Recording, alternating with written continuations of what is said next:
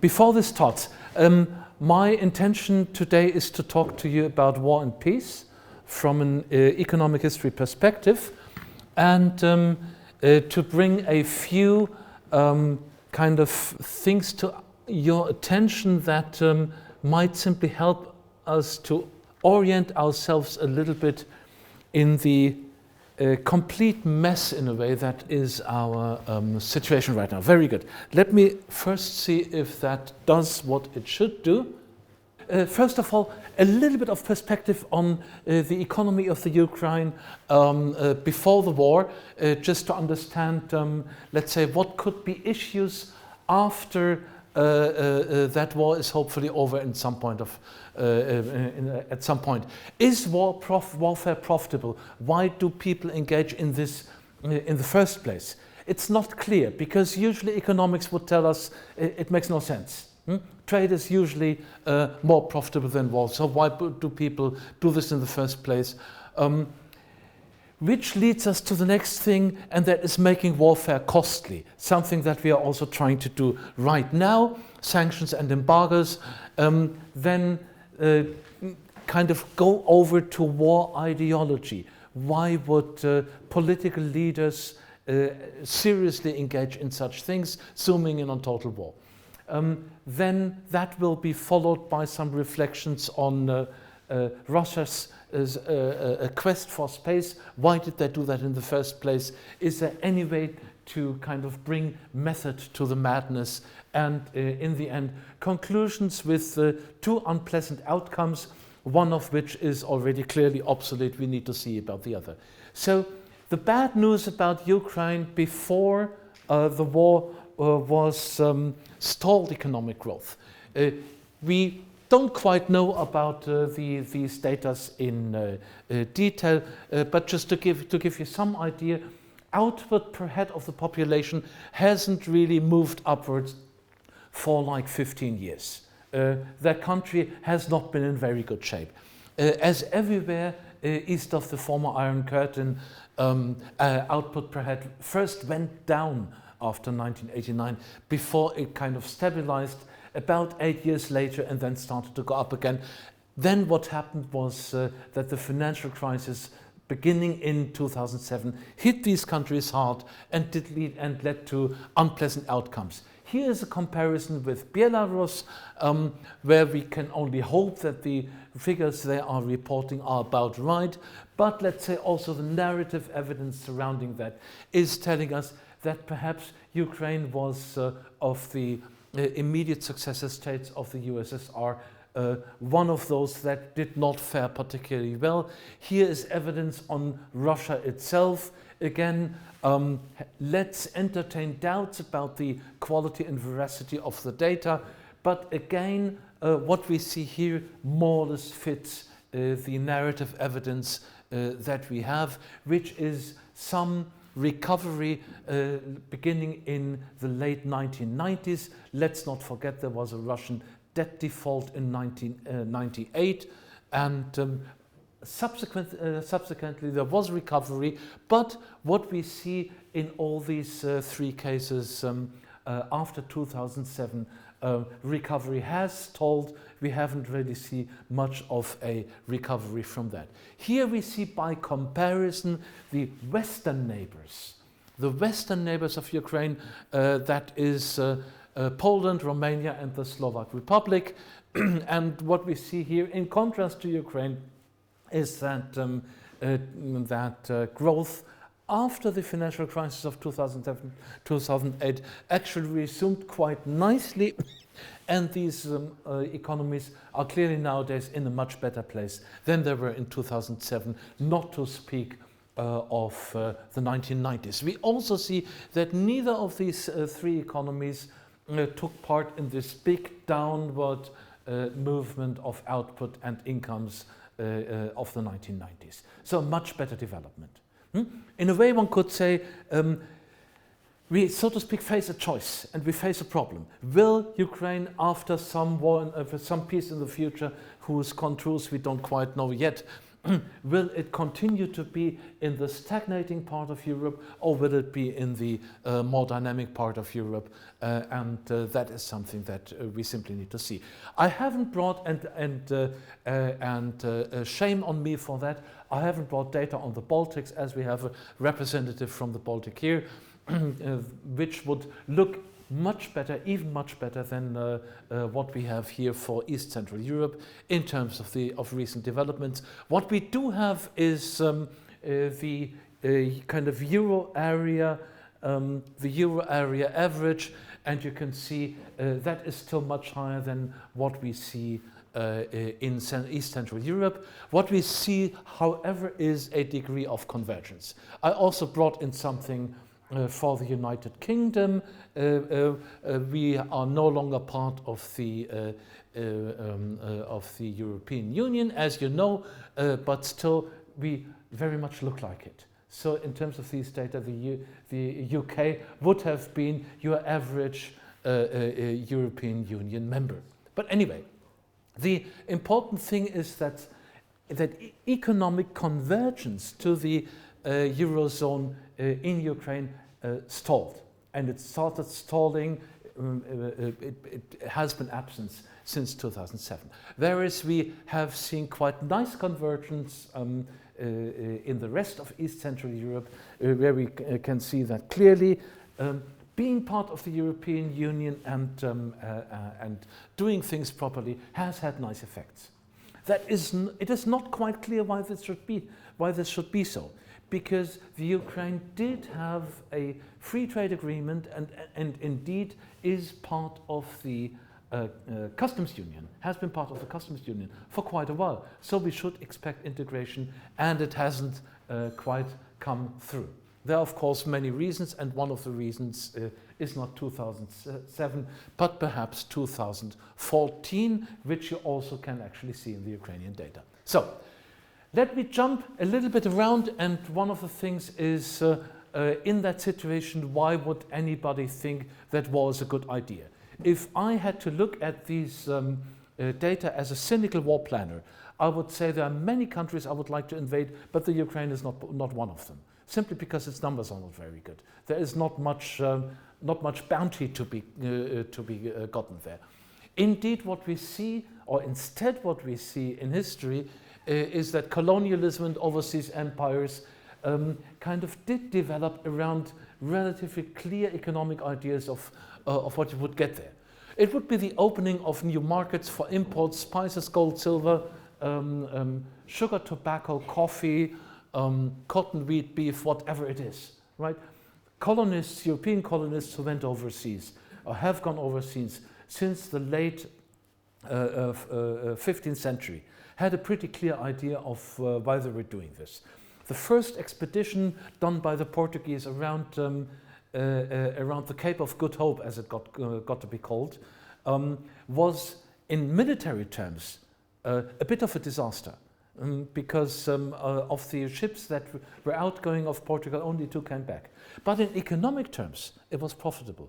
The few bales of spices and whatever they had in those ships coming back to Portugal were so valuable that actually the selling of that stuff not just paid it for the cost of the whole endeavor, but it also returned a profit to the Portuguese king. So these things were extremely profitable, and explain a little bit why this was done. Conquest of arable land was a bit of a second best idea for the Europeans. They basically started to settle colonies where they realized that there was not much you could extract from them. North America was one of these places where it was really not quite clear initially what can we get there. There was no gold in North America, at least not immediately. It was not clear what you could really plant there, so they brought in settlers, they brought in slaves. And that is another thing, the opening of new export markets. Slaves, opium, capital goods, infrastructure, finance. Much of that was done by force. It is not entirely clear why this should be, because basic economics developed in the early 19th century would tell us that it's better to trade than to conquer. You basically trade according to the principle of comparative advantage, which does not mean you need to be the best at everything. It means that you export what you can produce best, what you are good at. So the British would export wool to Portugal and they would import wine from Portugal, and that's actually not a very good example because at the time when David Ricardo started formulating these principles, you would not want to drink British wine. This has changed now thanks to climate change. There are Marxist ideas of this, which is about surplus realization. Somehow capitalism is not going well in Europe, and now we need to find an outlet for our goods. That is a little bit like German export industry is arguing. When I listen to these people, I often have the impression deep down in their hearts there seem to be Marxists still believing in surplus realization in these things. Imperialism then follows from these Marxist doctrines, dependency theories follow from that, and they have been hugely influential, shaping the economic thinking, for instance, in parts of the former British Empire, especially in India. They have also been hugely influential in Latin America. Let me say to devastating effect. Unfortunately, they have engendered development strategies that were not very good. There is a Malthusian way of thinking about this. Robert Malthus was this person who developed this very, very negative and pessimistic view of economic growth. And in a way he was right, but not entirely so. His idea was that whenever there is more to eat, what will people do? They will breed more and they will have more children. And the negative and pessimistic view of this is to say whatever technological progress we have, whatever additional land we conquer or whatever we do, it will all basically be eaten up by higher population. There is no perspective. Just these days we got the message coming through that this planet now has 8 billion inhabitants. I don't quite know how they measured that. You will grant me a large confidence band around this estimate. But anyway, we see that some part of the Malthusian prediction has come through. We have so many people on this planet now that actually we're about to kill off the planet in terms of climate change, because honestly the human population is a bit of a problem when it comes to the side effects of our economic activities. Nevertheless, Malthus was not entirely right, because we can see that birth rates across the planet have been going down, and have been going down since in some parts of the planet since the early 19th century. They have been going down in other parts of the planet much later. They have started falling in the Middle East. It's not widely known, but places like Iran or Turkey or Egypt are actually now entering a phase of deficient fertility, which means couples typically have less than 2 children on average. It's not widely known. Africa still has higher fertility, but it's also falling steeply. India is now actually going into less than 2 children per couple, and China anyway. So Malthus was half right. But interestingly, Malthusian ideas became very important as a tool for imperialism, because there were people who took Malthus seriously and said, we need more land for our people. And we will get to this. Especially as shortly after Malthus, a new idea became prevalent, and that's racism and social Darwinism, where the idea was not just do we have limited space, we also have competing populations. And it's us or them. Either they eat or we eat, there is no other. There is what we would call only a zero-sum game. And if we don't kill off the indigenous populations, then basically it is going to be our children who die. That became extremely important in the mid to late 19th century and beyond. Geopolitics is the last doctrine to think about in this regard. Your size and location basically determines the success in this kind of Darwinian struggle for survival.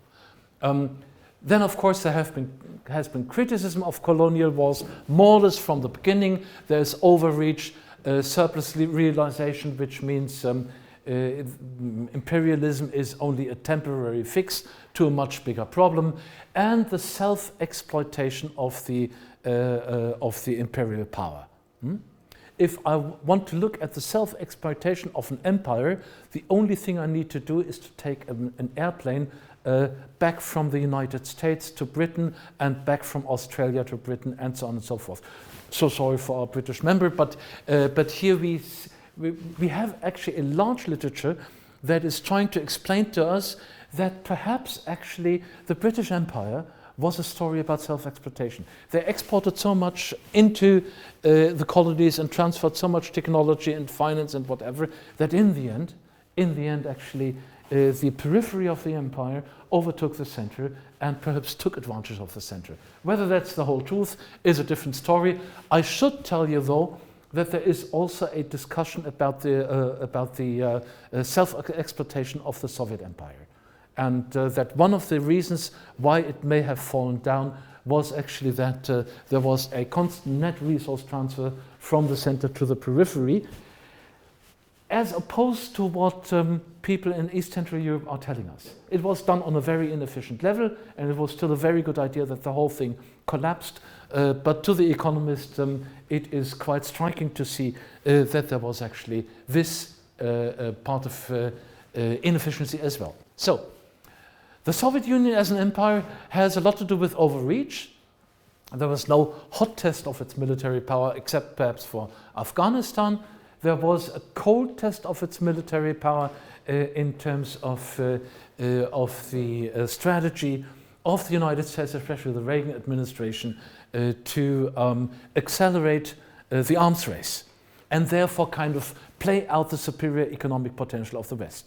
And it's fair to say the West actually won the Cold War by leaps and bounds. So one economic aspect of the collapse of the Soviet Union and its empire was a foreign debt crisis, which is not widely known, but it existed. Poland, Romania, East Germany, they were all highly indebted in the West. Why? One of the many reasons for that is they started to import Western consumer goods in order to pacify their populations, because the economic potential of the Eastern Bloc was no longer strong enough to provide both for the arms race and for civilian production. Plus, there is this whole story of self-exploitation through oil and gas. We have seen the long-term consequences of the Soviet gas network just now with the crisis since February. We actually got to see it already before in the highly controversial German politics of trying to continue this thing. What is actually historically behind it is that East Central Europe at some point got connected to the Soviet oil and gas networks. Dependencies that basically continued after the end of the Cold War, perhaps simply because it was politically expedient for politicians in Western, Eastern, and East Central Europe to continue with these things. There were people who warned against this. The Polish, loud and clear, have been warning us against this for a decade, but the Germans didn't want to listen. Anyway, all these things contributed to the collapse of the empire. Is warfare profitable, and when? Here we see long waves of European business cycle between 1900 and 2010. Now this is a bit of a tricky graph, and I need to explain you what it is. There is a blue line which is horizontal. The blue line is the long-term trend. And the green line that we see here is the deviation of actual output per capita, of like the economic output in Western Europe, the deviation from the long-term trend. So we start at the trend, a long trend before World War I, in which is now called what is now called the Belle Epoque. Then there is World War I, some recovery, not great. Then there's the so-called Great Depression, another setback. Then some recovery, not great. Even by 1938, before World War II, Western Europe had not kind of recovered to trend. We were still like 20% below trend. So the interwar years were really bad. And then comes World War II. World War II is, among many other disasters, also an economic policy disaster. And I get to this, I zoom into this in a second. The economic policy disaster being that Nazi Germany is unwilling and unable to mobilize the economic resources of Europe, typical case of hubris, which brings us to less than 60% of potential in 1945. So one of the things that Germany's two wars had done was to depopulate Europe, commit incredible cruelties, and also make it dirt poor, make Europe really, really, really poor. After that, we get into the age of the economic miracles. The peace dividend of the end of World War II and the arrival of America as the peacemaker is undisturbed economic development from here essentially to 2010. You see there is kind of a breaking point here in the early 1970s. That's the end of the economic miracles. And it's basically, it occurs at the time we grew back into trend. Okay, let me zoom in briefly on Nazi Germany. This is what embargoes and sanctions do and don't do. Here we see Germany's trade balance. Imports are the solid line, exports are the dashed line or the dotted line, and that's between 1925 and 1933. 1933, at the end of the big economic contraction worldwide, we see that all of a sudden the world is flat. This is German trade in the 1930s, during the Nazi years, before World War II. And you see that basically nothing much happens. Trade does not recover. And you also see that imports don't go up. The reason for that is sanctions and embargoes against Nazi Germany, which start in 1933 with Germany's debt default and with the international outrage after the first looting of Jewish shops and pogroms in March 1933. And it basically leads to embargoes. These things do something. As you see, embargoes do have effects. And one of the effects is the non-recovery of German trade. It was a big problem for Germany. It was a big problem for Germany because they didn't get in as many resources in as they would have wanted to.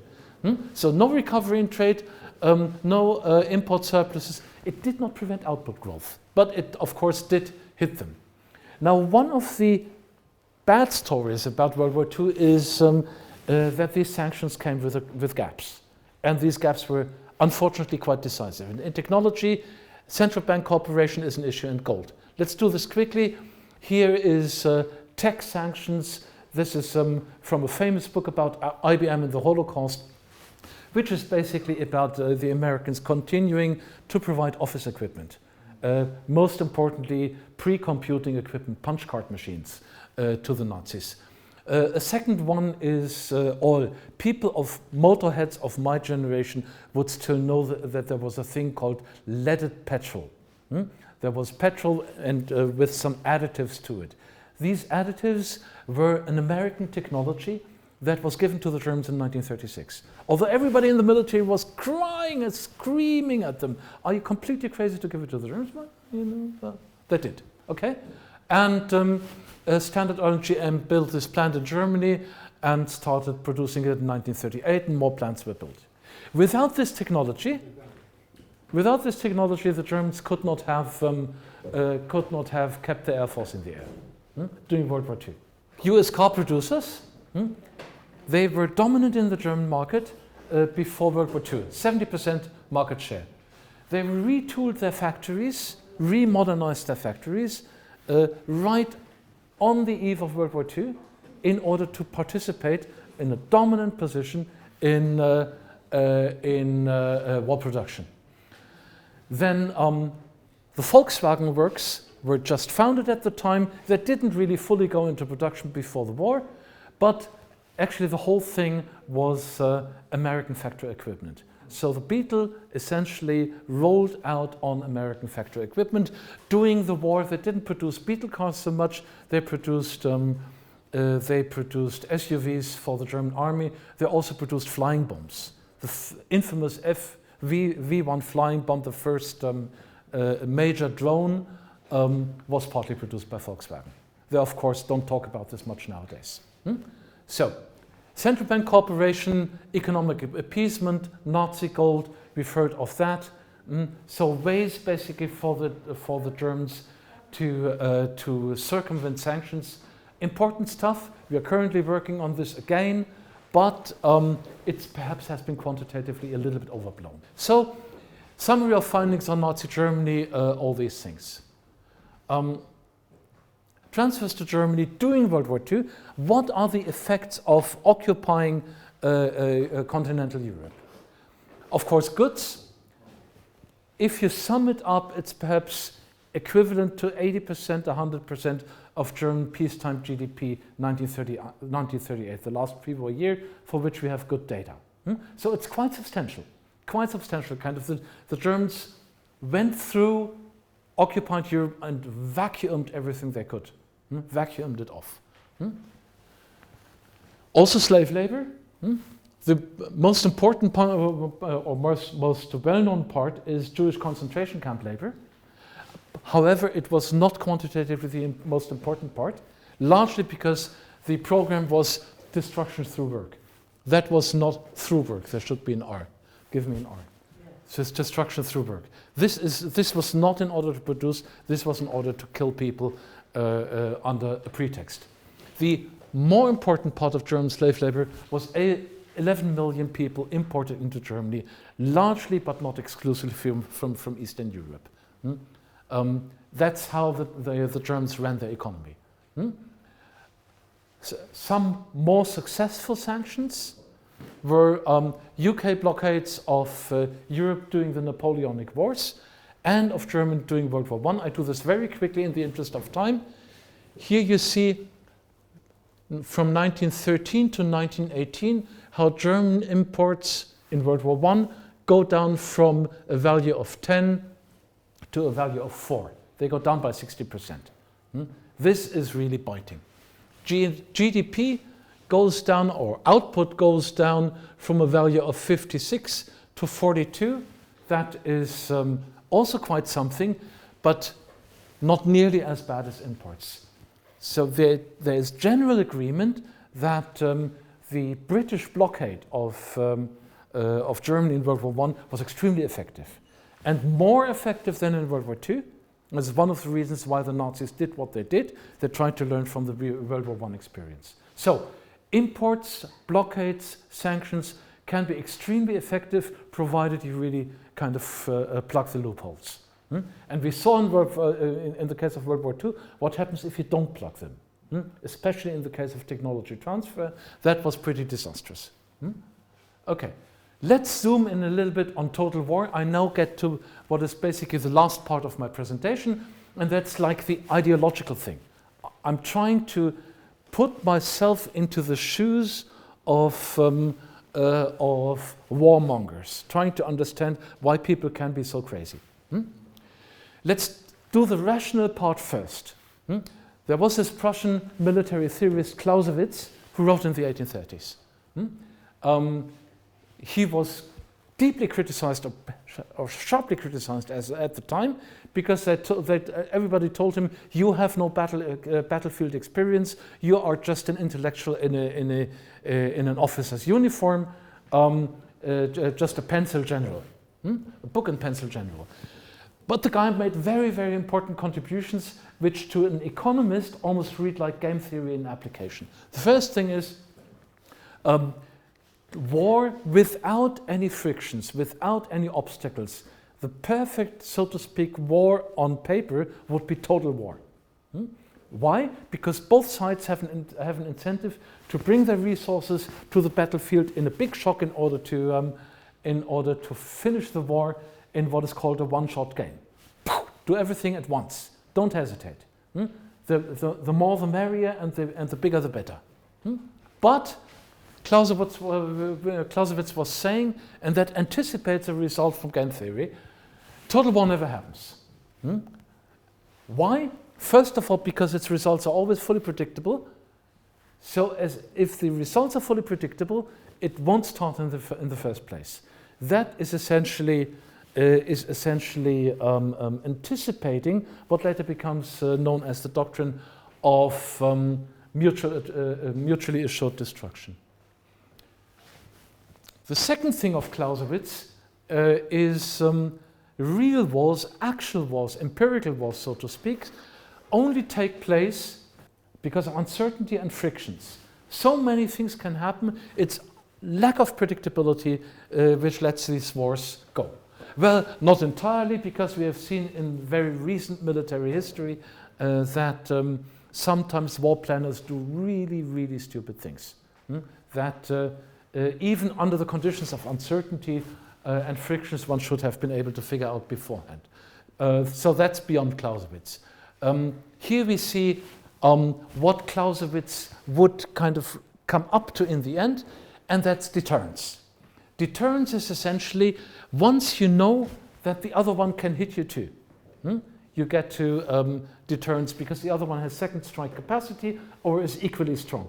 You won't invade another country or you won't nuke it if you know the other ones can do that to you too, and the outcome is either balanced or mutually assured destruction, which in a way comes out to the same. It makes important assumptions. It makes the assumption of rationality of the war planners, which is a big issue these days, because we cannot assure that the other side is rational. Nevertheless, there is a bit of hope, and I keep telling this everybody, which is the historical observation that there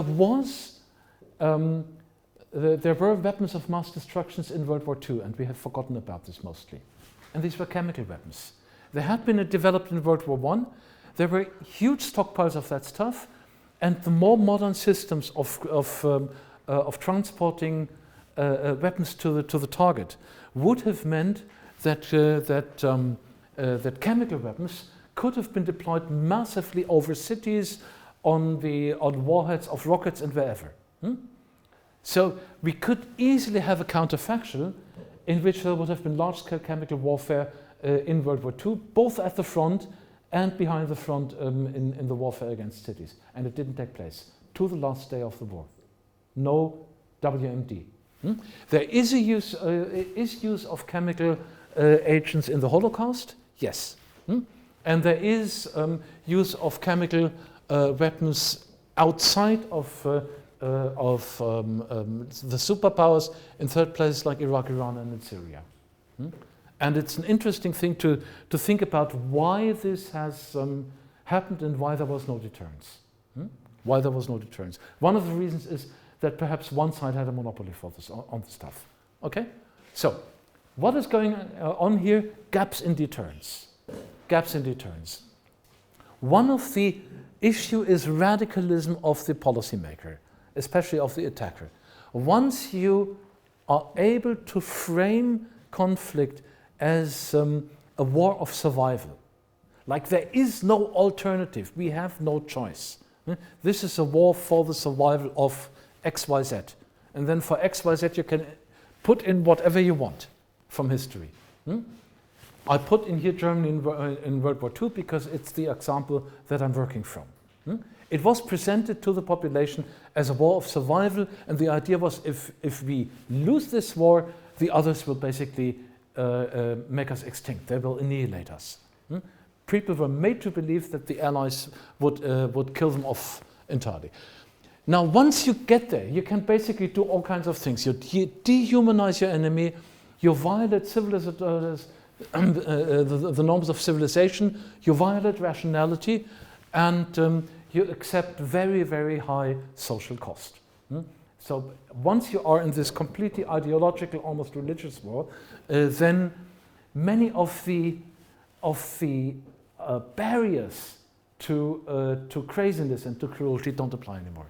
But even in this situation, chemical deterrence in World War II applied to the last minute. Even Berlin 1945, they didn't use the chemical weapons they had. Why? Because they knew exactly the other ones have them too.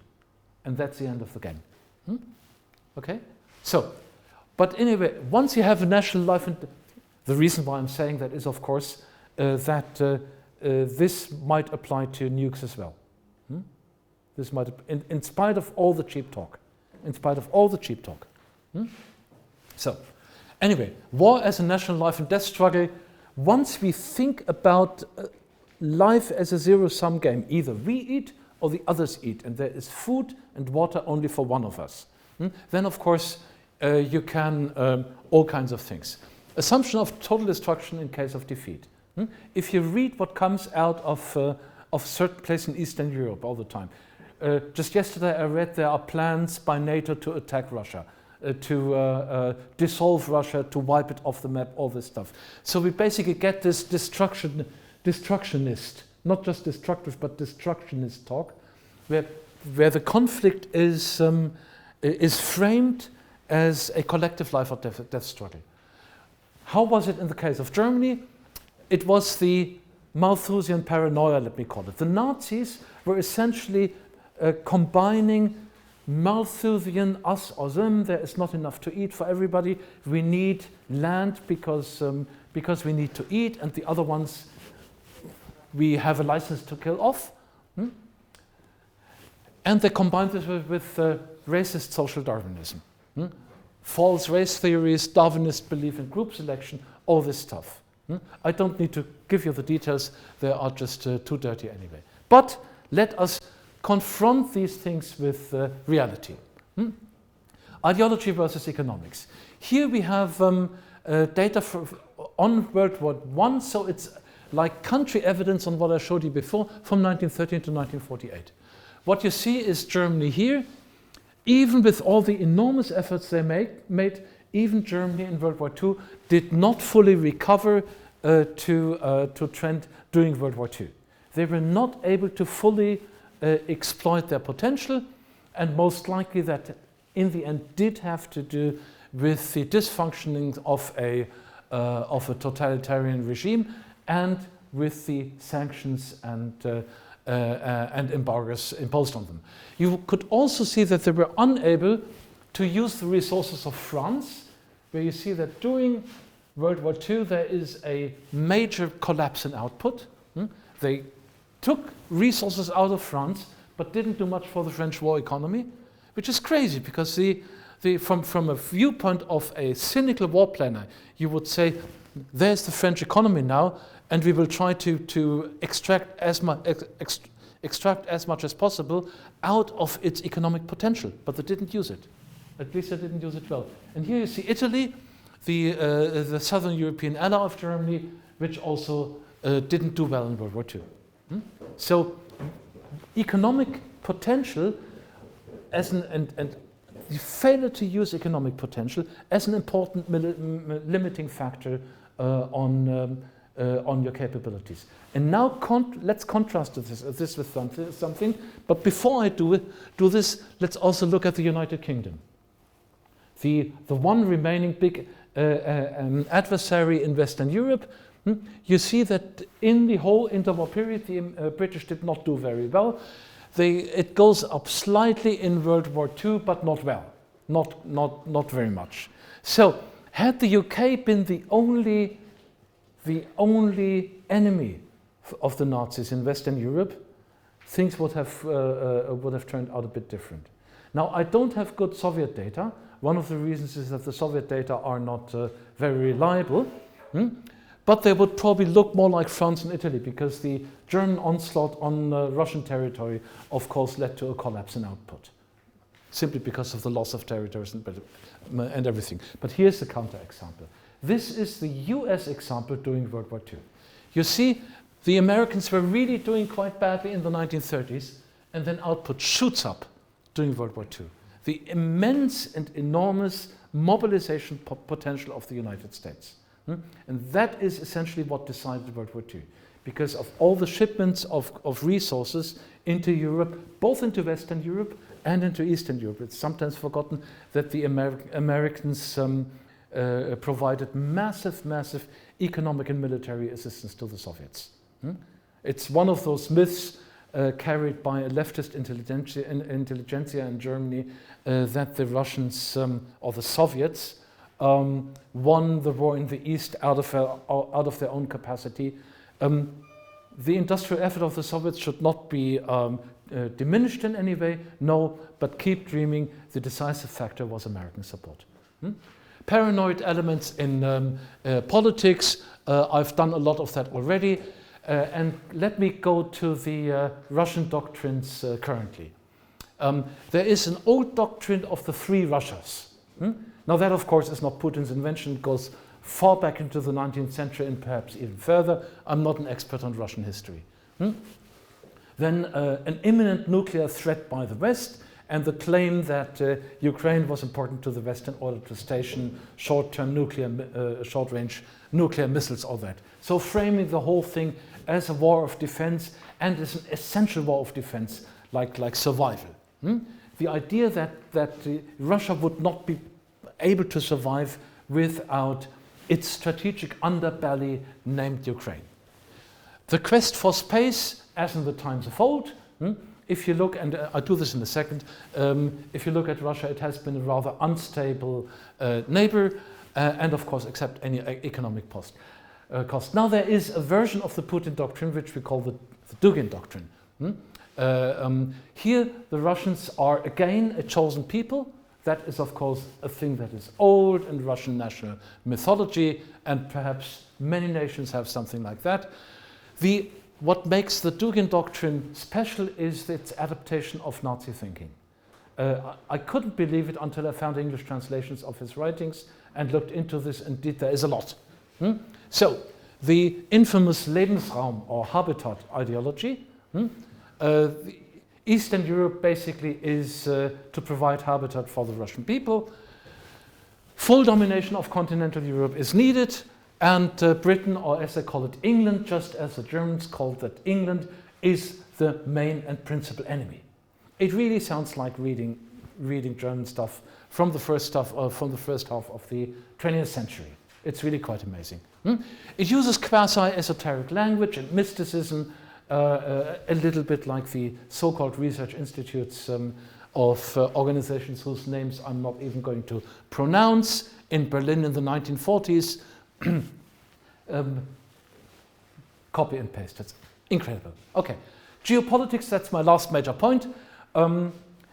There was a former head of my institution, of the London School of Economics, in the 1920s, a geographer, one of the co-inventors of geopolitics. And he had this theory that Russia is extremely well positioned to dominate Asia. As he argued, Russia was the center of what he called the Eurasian heartland. Centrally located to exercise domination over the whole continent, from the Atlantic to the Pacific. And in order to work against this, he tried to find a containment strategy, and that's already as early as the 1920s. A containment strategy where he said we would need a string of countries to separate Russia from the West, the famous cordon sanitaire. He was trying to put this into a geopolitical framework, and he also said, by the way, that interwar Germany would need to be tied into a Western military alliance in the future. And if this was not done, then actually a most aggressive dictatorship would originate, and the question would only be whether it would fight the British or whether it would fight the Soviets, or both. In the end, it did both. Okay? So here we see a little bit, now this is only for the end of my talk, Russia's quest for space. This is the territorial outcome of the Peace of Brest-Litovsk, which was very short-lived. This is Russia's quest for space in 1940. That's the planned division of Central Europe according to the Ribbentrop-Molotov Pact. These are the actual territorial changes, where you see that Russia was winning some and losing some, but quite clearly the idea is basically to go west here, and divide up Poland, get the Baltics back, and bite a big chunk out of Finland as well. The case of Finland is particularly interesting because Moscow in the secret annexes to the Ribbentrop-Molotov Pact, which we now actually have for historical research, was defining its territorial interest. Finland, a sphere of Russian influence, quite some haggling about what exactly should be happening in the Polish division, the fourth Polish division, partition, if I remember it correctly. Also, the Russians or the Soviets were saying we have interests in the Black Sea, and we indeed also want a base for land and naval forces of the USSR within range of the Bosporus and the Dardanelles by means of a long-term lease. That hasn't come to pass. Okay, so here you see Russia's quest for space. I call it Russia, not the Soviet Union. Can discuss that. That's the state of play in 1948. That's back to 1918. Russia's quest for space after 1991. Here you see basically how the whole thing has been pushed back to 1918. And if you read what Russians are saying, the comparison with Brest-Litovsk is everywhere. The idea we basically have been pushed back by these terrible Westerners to the same situation we had at the end of World War I, and now basically need to reconquer this. Conclusions and two unpleasant outcomes. Accept status of Finland of 1940? No, of course not. Not even Finland is accepting it anymore and has put itself under the protection of NATO. Also, Finland is not part of the Russian myth. So it turned out that the Russians were easier than we thought about Finland, letting Finland go. The big difficulty with the us or them is that the status of Finland would not have been available for Ukraine. Myself, I changed my opinion on that. Before this war, I thought maybe there is something to be explored, and maybe this could be a line of compromise. I'm no longer so sure. I'm no longer so sure. Why? Basically because there is no end of the Dugin doctrine. I don't see any way in which Russia could be made to accept Ukrainian independence without a fight, and perhaps really we need to fully come around to the idea that there is no safety for Ukraine unless it is part of the cordon sanitaire, which is not yet fully the case, but perhaps will be. I'm sorry, I seem to have gone over time, but now I stop and take questions. Now, I don't know whether this question is in connection with your speech, but Russia didn't lose for the first time in Afghanistan. It was also in the Crimean War, 95 from Japan, and somehow they are losing now. But what is their behavior once they are losing? Because the people are going to have a revolt when they lose. Indeed, I have only focused on the Soviet Union post-1945 when I put in Afghanistan. There's a long list of such wars. Let's look at two fought and lost by or nearly lost by the Soviet Union. One is the Polish War of three. One is the Polish War, the miracle of the Vistula. The second is the Finnish War. Yes. And the third one, and that's a very tricky one, is actually a Ukrainian war, which we don't know much about, too little about. Timothy Snyder of Yale is posting lectures on this every 5 minutes. One of the reasons why the German and Habsburg forces in 1918 occupied Ukraine was they hoped to get grain, like was already some Malthusian motivation there. The other motivation was to drive the Soviet troops out of the country, which they did quite successfully. They then retreated because of the Treaty of Versailles. The Allies decided against replacing them with an Allied intervention force. Weimar Germany played the Soviet card, the Russian anti-Ukraine card, to the effect that the Ukrainian white government, so to speak, anti-Bolshevist government, was left to its own and in the end lost that war. So there is one way, and I'm not an expert, I apologize to everybody who knows better than me, one way of framing the Russian Civil War of 1918 to 1920 is to partly frame it as a lost war of Ukrainian independence. The Ukrainians have very strong feelings about this, of course, and for them it's a story about betrayal by the West. So that's also a war that the Soviets only won in the end because of lacking military supplies for Ukraine. It was not because of events on the battlefield. Ukrainian forces were very successful initially, then they were pushed back by the Red Army, then they pushed the Red Army back. It's a back and forth. Interestingly, something that I have not seen in this war yet. We've seen the Russian army coming in and it being pushed out again, at least partly, but the movements were not as fast. It's much slower. The movements of the front line are much slower than they were in that war. That's, to me, as a non-expert, surprising. I would have thought that transport cost and having inner and outer lines of supply were the decisive thing. Perhaps that's not the case, but I defer to military experts. It's really interesting to see this. Okay. So typically, looking at history, how wars have ended, how do you see this war ending? My standard answer is that I find it difficult enough to predict the past, so I'm not going to predict the future.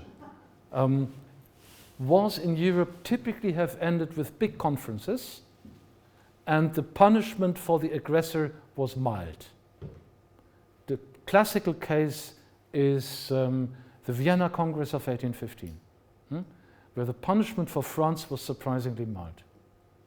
We could think of the Berlin Congress of 1878, and if we think about a few more such things, really punishment has been mild, going back to the Westphalian Peace of 1648. But there's a caveat, and the caveat is two peace conferences in the 20th century where the outcomes were not so mild. One is 1918-19, and the other one is 1945. Now, 1918-19, I would need 2 hours. I would argue it was too mild. The Allies made a big mistake in 1918, which was to stop the war against Germany. They should not have done this. My grandfather is now turning in his grave and hating me for that, because he was, of course, on the Western Front and was one of those highly intelligent but completely brainwashed Germans who somehow thought they were doing the right thing. So I need to take him out of the equation. But the big mistake back then in 1918 was not to finish the job. They should have gone into Germany, smashed everything, basically 1870 style, just with signs reversed. We would have had no Hitler. But that's a very unpopular view. And people would scream at me in Germany if I say this. It's one of the reasons why Christopher Clark is such a rock star in Germany, because he's being nice to the Germans. So what we don't know, to answer your question, is whether future peace conference will be 19th century style or 20th century style. I simply don't know. And yeah, one quick question. This issue with Alexander Dugin and this whole "it's us or them." I even saw a clip from Russian news where they were saying if Russia loses, Russians will be put in the zoo in America and showed in cages. I mean, it's really bizarre. If Russians do get pushed out, how can Putin roll this back, assuming he's more or less rational, once he's set this propaganda in motion, that it really is a war for the survival of Russia against the West? Is there any way for them to roll that back? Yeah. The last time somebody tried to build an exit ramp for a crazy totalitarian system was, if I'm not entirely misinformed, was in 1943. Between the battles of Stalingrad and the battles of Kursk, there were attempts via Scandinavia by Stalin to sound out the Nazis for a separate peace agreement. And the big necessary condition, there would have been 2 conditions for that. One is retreat behind the 1939 lines. The other one would have been punishment of the guys in the black uniforms. Germany did not do that. For perhaps we can rationalize this expectation. There would have perhaps been a civil war within the Nazi party, maybe removal of the dictator. I have no idea what the scenarios are, but the Germans were unable to take that offer, and I would argue it was the best offer ever made to them. So what I don't know is if there's an exit ramp for Dugin, for Putin. I don't know. I simply don't know. There's a lot of chatter about this, and highly informed people are saying there probably is no exit ramp. It's not clear what is going to happen. Were you asking this question before making this comment? When Russia loses wars, it often has internal consequences of quite destabilizing nature. Who knows? Yeah, who knows? Could be. Yeah, could be. But I don't have the tools to go into this. The only tool I would have, and I'm hesitating to make that comparison, although now I think by now I have made it 3 or 4 times tonight, is the comparison with Germany in the early 1940s. And I don't know if that's a good comparison. Because, I mean, with everything we have to say about Putin, they don't run gas chambers yet, right? So let's be a little bit careful with our language. But I must admit I'm impressed with the skeptics who say there is no exit ramp. And there was no exit ramp for the Germans, and it was a good idea in Casablanca to insist on in the Conference of Casablanca in 1943, to insist on full and unconditional surrender. Because they understood. Then, of course, is that something that can be extrapolated into the future? I don't know. I have a hard time imagining that. I really don't know. This is where, let's say, the tools of an historian become blunt.